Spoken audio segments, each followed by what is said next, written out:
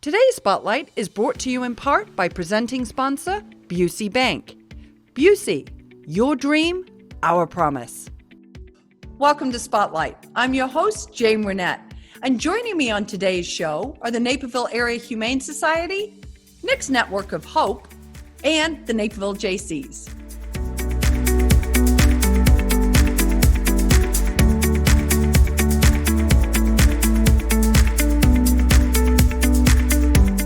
You're watching Spotlight. And joining me now from the Naperville Area Humane Society is their board president, Kevin Shekel. Welcome to the show, Kevin. Thanks so much for having me, Jane. Oh, we're super delighted to always talk with our cats and dogs, animal friends. It's always nice. And I'm going to start right out with a question I think a lot of people might be asking, which is, are you open? Absolutely, we are. We're operating in a different environment, of course, like everyone is. So it's by appointment only. But believe it or not, in lieu of that, adoptions are steady, if not up. We have a lot more interest these days. We've taken precautions to sanitize the shelter. We have mask and social distancing mandates. But yeah, we are absolutely open. So come on in. Okay. Well, I think as all of us are home, I know that, a lot of people talk about the fact that their pets are really loving having their packs and their people right there with them, right? Oh, absolutely. I've read a lot of articles about once people go back to work, the effect that it's going to have on not being there anymore all the time, but we'll see.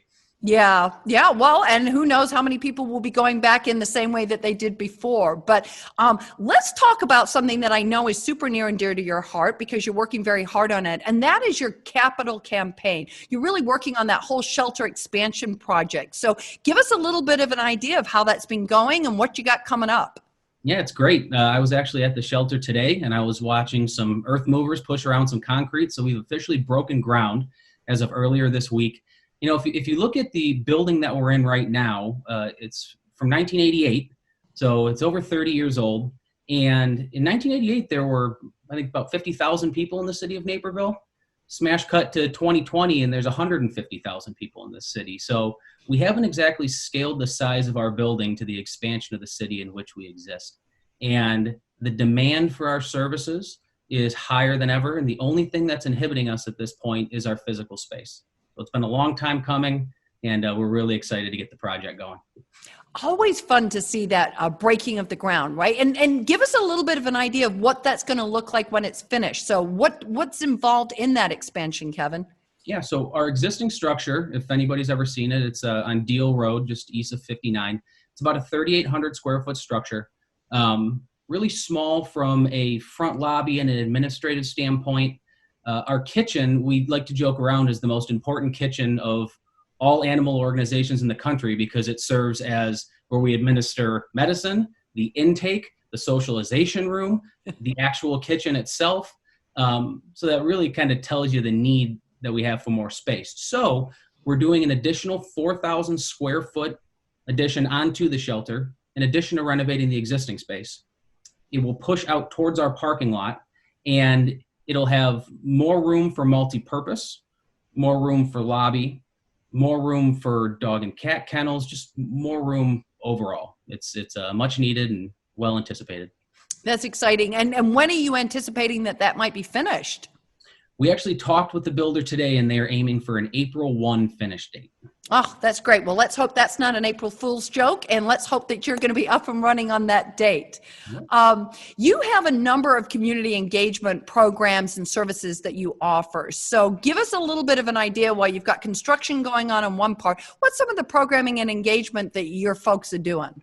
Yeah, so as far as programs that we have that are magnet programs for the shelter, there's a few that we like to talk about a lot. One is our Pets for Veterans and First Responders program, where we offer discounted rates on a lot of our adoption fees for people that are in the military or first responders.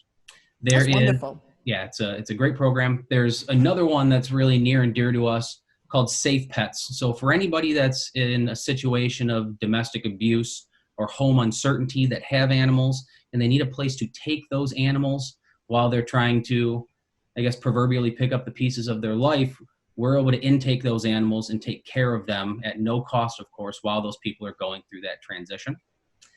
We have a positive pet therapy program. So we have on-site pet therapy where we'll go to different facilities for that. Pause for Tails, where we'll have younger kids read with an animal. All of the services and programs are listed on the website. That's really just the tip of the iceberg. And that's what a lot of people don't know about the organization. They think that it's just adopting out cats and dogs, but there's so much education and so mumuch community involvement from the Humane Society that we're the most proud of.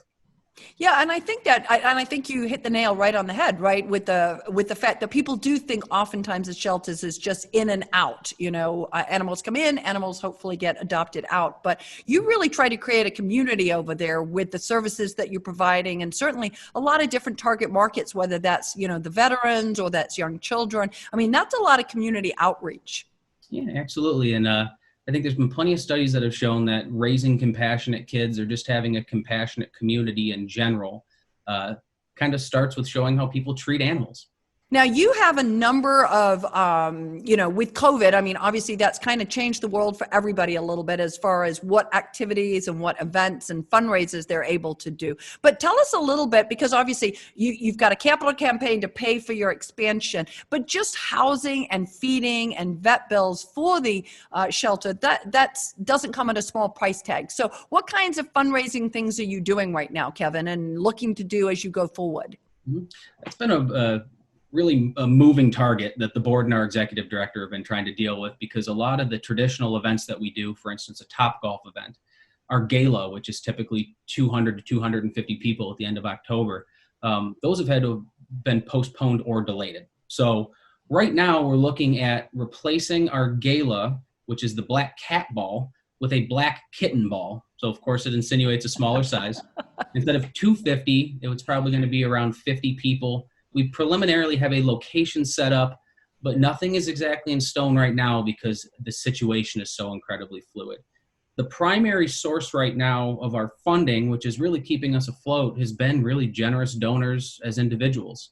Our executive director, Kristen, is incredibly good at soliciting grants. So we've been really fortunate to get some great grants. And one of our sponsoring partners, which is Busey Bank, has done really well in helping us secure some of those PPP loans to help us be afloat too. So financially, we're in really good shape. Fundraising wise, it's starting to get a little hairy. So we're going to have to be creative going forward.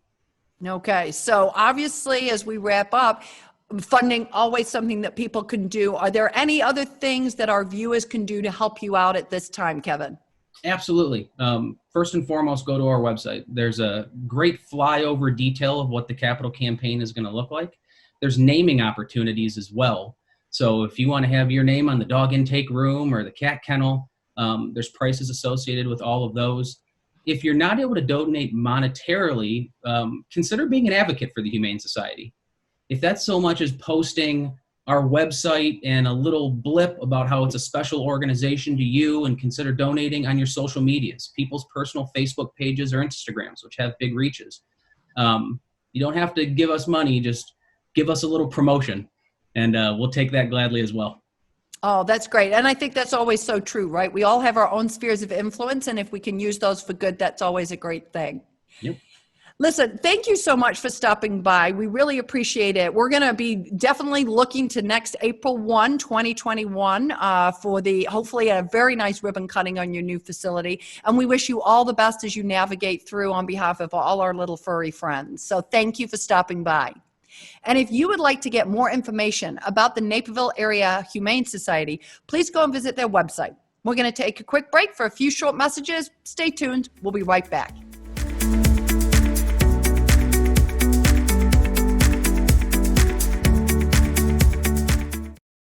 For more than 150 years, you've believed in Busey. Today, more than ever, we believe in you. To our healthcare workers, first responders, and local businesses, you're central to the communities we're proud to call home.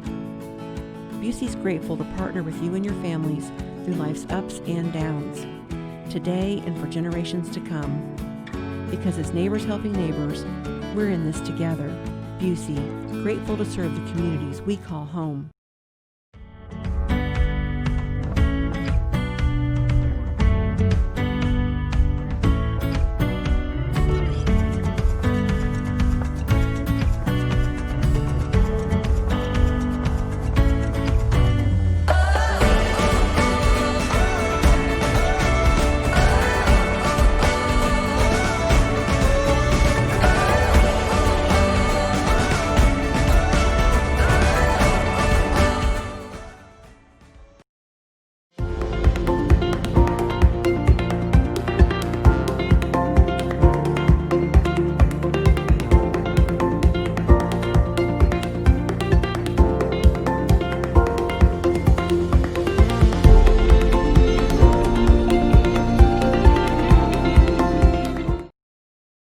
Welcome to Spotlight. I'm your host, Jane Wernette. And joining me today from Nick's Network of Hope is Linda Pasha. She's the founder and CEO, and she's also an author. So welcome to the show, Linda. Hi, Jane. Thank you for having me. It's a real honor. Good to have you with us. And we're going to start right out. What is Nick's Network of Hope? Nick's Network of Hope is a suicide prevention and a grief support 501c3 not-for-profit. We provide resources and education and support about life challenges with an emphasis on mental health awareness, grief support, suicide prevention. We formed our not-for-profit in 2013 after we lost our son, Nick, to suicide. Jane, we go into the community and we co-sponsor suicide prevention programs. And we also do a lot of public speaking, which, as you know, nowadays that means webinars. So we're doing a lot of webinars these days. We just did one, as a matter of fact, last night. We did a webinar for NAMI North Suburban. We're going to be doing a webinar for San Giovanni for You. It's a not-for-profit in Naperville that covers mental health awareness and domestic abuse. We'll be doing an in-house webinar for YWCA. I am the keynote speaker for Samaritan Interfaith for their Silent Samaritan breakfast. And so that's going to be happening in September. I have a feeling that will be a webinar also. Last, we'll go into churches and public speak, and we're going into schools. For example, in the fall, we will be speaking, and again, it will most likely be a webinar, to Walter Payton College Prep High School, which is a magnet school in the Chicago public school system. So we're all over the place. You are. Well, and sadly, you need to be, right? Because this is something that touches so many people. It doesn't matter where you are geographically, socioeconomically, religiously. This is something that certainly impacts a lot of people. And I know through your personal tragedy, you've really turned that into an opportunity to work with people. I know you have a very robust, in addition to all the public speaking you're doing, Linda, you have a very robust website. So share with us a little bit of some of the resources that are available to people should they not be able to attend one of your presentations. Yeah, thank you, Jane. You know, it's a really comprehensive website. We cover 6 different life challenges. We cover depression, which dovetails into suicide prevention and awareness. We cover anxiety, LGBTQ issues, eating disorders, cutting self-harm, substance abuse and addiction. We have an extensive resource page that links to all different national and local organizations. There are all kinds of helpful articles on the website and helpline numbers. I really encourage people to go to that website because, we all should become familiar, especially with the risk factors and the warning signs for suicide, because it can happen in any family. And those are listed right there for everybody. Obviously, and COVID's a time where we're seeing a real spike in not only suicides, but mental health challenges. So, I think having those resources, exploring them, and just becoming more aware is good for all of us. You never know where that might touch you. You wrote, and I think this is just so interesting, you wrote a help book, which has been published by your charity. So tell me what the book's about. Okay, so here, I actually happen to have it here. It's Saving Ourselves from Suicide, Before and After, How to Ask for Help, Recognize Warning Signs, and Navigate Grief. It is, like you said, it's published by Autumn Bloom Press, which is owned and operated by Nick's Network of Hope, and it just came out in May. It is a valuable help book for people who are struggling in life, as well as people who are going through grief, whether that be by suicide or any other loss. And it's for people who want to help those 2 groups. There is a detailed table of contents that people can use to refer back to it time and time again. It's 300 pages. The first 100, it talks about my son's story, but not in a self-serving way. It continually goes back to the reader, and help is woven throughout it. And then the last 200 pages, we talk about our grief process and, to help others who are grieving. And it goes into parenting. I discuss my parenting perspective, how it changed after we lost Nick. I talk about just all the pressure that's on kids these days and how we can reduce the pressure. I talk about how we can live with more kindness and compassion in the world. And instead of just talking about these things conceptually, I give actually concrete examples of how we can do it. What's exciting is our charity is now contacting different health clinics, mental health clinics and professionals, and we are finding their patient client need. And on an annual basis, we will be donating books to them so that they can either hand them out or use them in therapy. And so it's just such a really good cause. I would just encourage people to please remember us when they make charitable donations, because all their donations to our organization are tax deductible. And in fact, all proceeds from our sale, all net proceeds from our book sales go towards suicide prevention.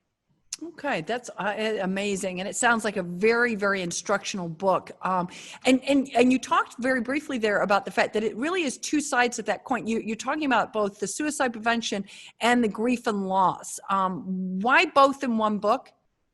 It was really important to do that.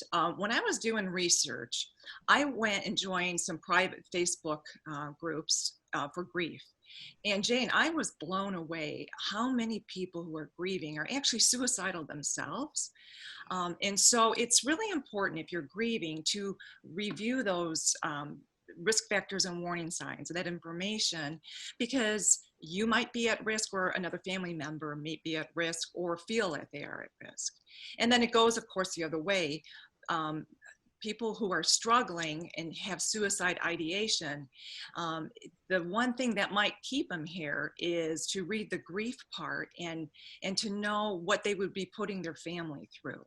I've had friends, I had a girlfriend who told me that her son, when he became, later in years in adulthood, told her that he was actually suicidal, and the thing that stopped him from taking his life was the thought of putting his mom and dad through all that grief. Yeah, it's, that is a tragedy that it's, I think, for so many people, very incomprehensible. And I applaud you for taking that personal tragedy and really trying to turn it into something proactive and beneficial to those of other people who may not, certainly, hopefully have not experienced that. Nobody would want to experience that, but can maybe help. And if you can find one person that you can help, right, that's a win on the day. Yeah, thank you for saying that. Yeah.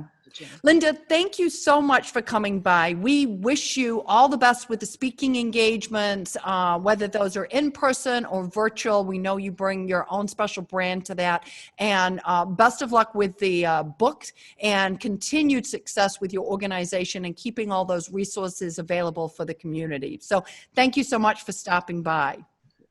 And if you would like to learn more about Nick's Network of Hope, please go and visit their website.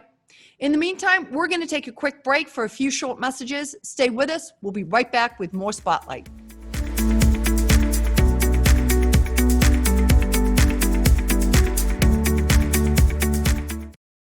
For more than 150 years, you've believed in Busey. Today, more than ever, we believe in you. To our healthcare workers, first responders, and local businesses, you're central to the communities we're proud to call home. Busey's grateful to partner with you and your families through life's ups and downs, today and for generations to come. Because as neighbors helping neighbors, we're in this together. Busey, grateful to serve the communities we call home. NCTV 17's news team brings you coverage that is specific to Naperville, accurate, and up to date on the latest developments in our community. These stories keep us informed and inspired. These stories bring us together. If you value your local nonprofit television station, please make a donation so NCTV 17 can continue its mission of telling local stories on air and online. Welcome back to Spotlight. I'm your host, Jane Wernette, and joining me now from the Naperville Jaycees is their president, Beth DeGita. Welcome to the show, Beth. Thank you, Jane. Thank you for having us. Always good to have our friends at the Naperville Jaycees. And I think it's always so important to start out with the mission. Lots of people know you from the Fling, but talk about the mission of the Jaycees. Sure, yes. A lot of people don't know, though we are a local chapter, the Naperville Jaycees is an international organization. And the mission is to provide development opportunities that empower young people to create positive change. I think that is such an interesting thing because I don't think people know that you're part of the Junior Chamber. So that is always, I find, very fascinating. Beth, it's no great surprise to any of us that COVID-19 obviously has impacted the way lots of people are operating today. How has that impacted the way that you're able to operate and run the Naperville Jaycees? So typically, we are a very social organization. So anytime we have an opportunity to meet up, whether it's through an event that we are organizing, we put on, or just meeting up at a local restaurant, bar, just to, be together, that's really changed. We've gone mostly virtual, sticking to Zoom calls, Zoom meetings, those kind of things. With the recent upgrades, phase 4, we were actually able to have our first hybrid meeting yesterday. So anyone who felt comfortable to be in person, we were in person outside the VFW.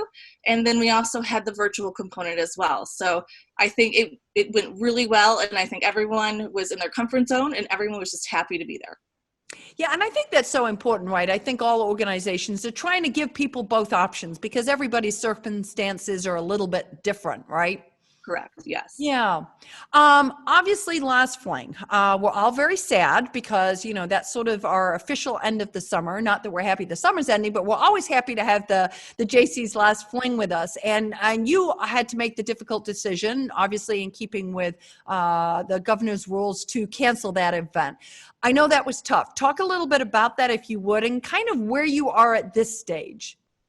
Sure. So throughout the year, a lot of people don't know, it takes more than a couple months to plan the event, the size of the scale that the last Fling is. And so we had been working since, the year prior, like August, September even. And so with all of that, we had a great committee. Matt Dingledine did a great job, and I just want to thank him so much for doing that. But what this does, it gives us an opportunity to actually look towards next year and then start planning and making it the best ever. So you just have to keep with us, keep looking at our website, and it's going to be an amazing 2021. I think that's great. And, it is so hard. And I think people often don't realize, I've watched you. It's literally as the event is ending, your new team is already in the works for the following year. So it is a long-term process that you go about to make sure that festival is really something that everybody appreciates. So we thank you for that work, and we will stay tuned for Labor Day for 2021. You have other events, though, that are coming up. And one of those is a traditional fall Halloween event. So explain a little bit to our viewers what that's all about and how they might get involved. Sure. So I don't know if anyone's familiar with the TV show Amazing Race, where it's a scavenger hunt across the globe. Well, during October, we are actually, instead of going all over the globe, we stick to downtown Naperville, and you'll see us all running around, chasing clues, everything. And so with social distancing, this year we put a really fun twist. We made it a road rally. So our Amazing Halloween Race is a road rally where we'll be driving around with 5 people per car and then chasing our clues down on the road. So I think it'll be an amazing opportunity just to continue and try to be as social as we can. I think that's great. And do people get dressed up for that this year, even though we're in the road? We're in the road. Hopefully we're not in the road, but we're in the car. Are we dressed up? So usually as participation, you get a t-shirt. This year we're changing it up, and everyone gets a matching team mask to help. And so I think that'll be, so you'll see everyone driving around with masks on. And I think it's a great addition. So. Yeah, not only is it safe, but it is a little bit like Halloween. The kids all get to wear masks at Halloween, so I think that's kind of fun. Right. Yeah, and aren't you the defending champion if memory serves? Well, not to toot my own horn, but yes, my team won last year, so I am ready and just to come back and win again. Okay, well, sounds good. Now, I know one of the things that the Jaycees are very well known for, other than the Jaycees Smart Park, which we're all, I think, in these COVID times, really appreciating in downtown Naperville. But one of the things you're known for is your philanthropy. And a lot of that starts, you have a big passion for the food pantries. So talk about how you've been involved with that during these times and what you've got coming up. Sure. So we have a committee, it's called our Food Giving Committee. As a brief history, throughout the years, we've actually been able to create meals, deliver to those in need, partnering with different not-for-profit food pantries. This year, once COVID hit and we realized that there are so many more people that are without jobs, they need the basic necessities such as food. So we've held we've held one food drive so far. We're still looking to do a couple more this year. This way, we were also collecting clothes as well as even PPE, which is a lot of what many people need. So it's been an amazing opportunity for us, and also collecting donations as well.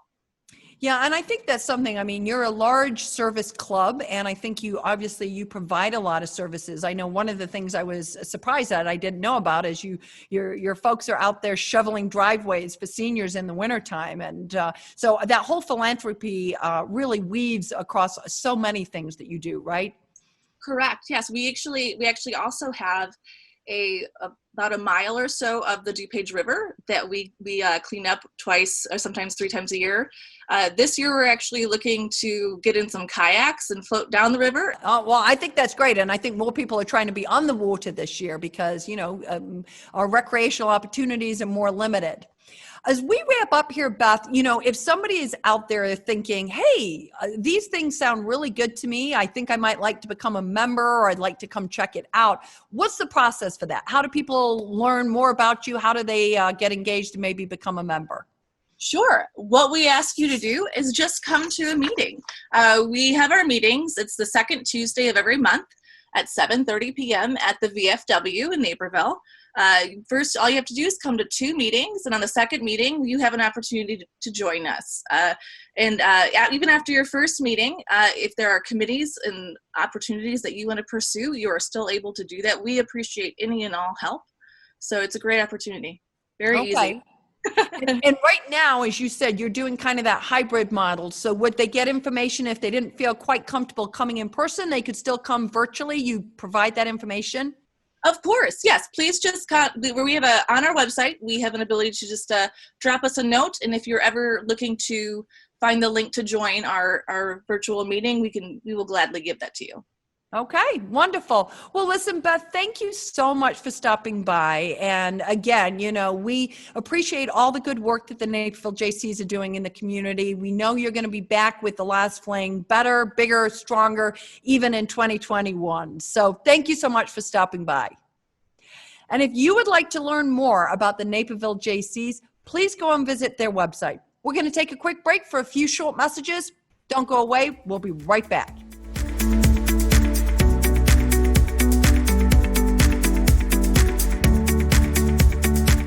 I'd like to thank all of my guests for joining me here on Spotlight, and to Busey Bank for their generous sponsorship of today's show. If you would like to learn more about any of the organizations we talked to today, please go and visit our website at nctv17.com. And if you want more information about what's happening around town, make sure that you sign up to receive our daily news update, or like and follow us on Facebook. For Spotlight, I'm Jane Wernette. Thank you for watching. Today's Spotlight is brought to you in part by presenting sponsor, Busey Bank. Busey, your dream, our promise.